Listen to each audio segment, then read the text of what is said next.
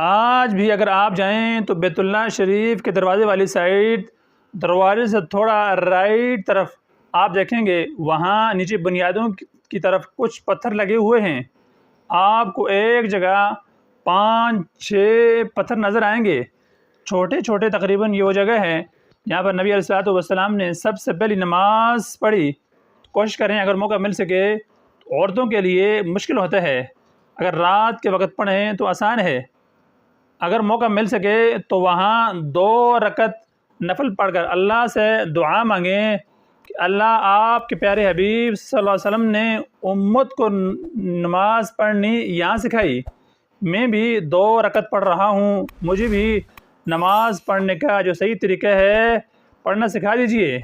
नमाज का जो खुशू व हुजू है अल्लाह तबारक व तआला मुझे भी वो अता फरमा दीजिए, मुझे भी वो नसीब कर दीजिए।